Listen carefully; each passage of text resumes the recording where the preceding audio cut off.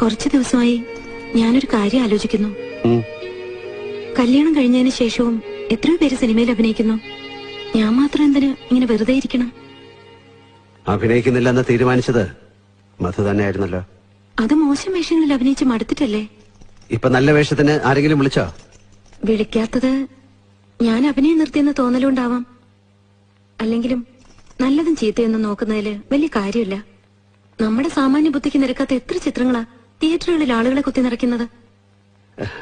പെട്ടെന്നാണല്ലോ മധുവിന് തിരിച്ചറിവുണ്ടായത്. ഈ ചെറിയ ജീവിതം മടുത്തു അല്ലേ? ആരാധകർ, സ്തുതിപാഠകർ, ആജ്ഞാനുവർത്തികൾ, വർണ്ണശബളമായ ആ ലോകത്തുനിന്നുള്ള വീഴ്ചയുടെ വേദന ഇപ്പോഴാണ് അറിയുന്നത്. ഉദയേട്ടൻ എന്തൊക്കെയാ പറയുന്നേ? നമ്മുടെ ജീവിതം നമ്മുടെ രണ്ടുപേരുടെയാണ്. അതിലെന്റെ പങ്ക് ഞാൻ ചെയ്യണ്ടേ? ഓ, അതുകൊണ്ടാണ്, അല്ലാതെ അഭിനയത്തോടുള്ള അഭിനിവേശം കൊണ്ടല്ല. ഉദയേട്ടൻ ഇങ്ങനെയുള്ള കോംപ്ലക്സുകളൊക്കെ ഉണ്ടോ? ഉണ്ട്, തീർച്ചയായും ഉണ്ട്. ഞാനങ്ങനെ വിചാരിച്ചിരുന്നില്ല. ചോദിച്ചിരുന്നെങ്കിൽ പറഞ്ഞു തരുമായിരുന്നല്ലോ. ഉള്ളിൽ കടന്ന് നീറുന്നത് മുഴുവൻ പുറത്തേക്ക് വലിച്ചിടരുത് മധു. ഇങ്ങനെ ആർഗ്യുമെന്റിന് വരാതെ കുറച്ച് സ്വൈര്യം തരൂ. ആർഗ്യുമെന്റിന് ഞാൻ വന്നില്ലല്ലോ, അഭിപ്രായം ചോദിച്ചു. ഇതാണ് ആർഗ്യുമെന്റ്. ഇത് തന്നെയാണ് ആർഗ്യുമെന്റ്.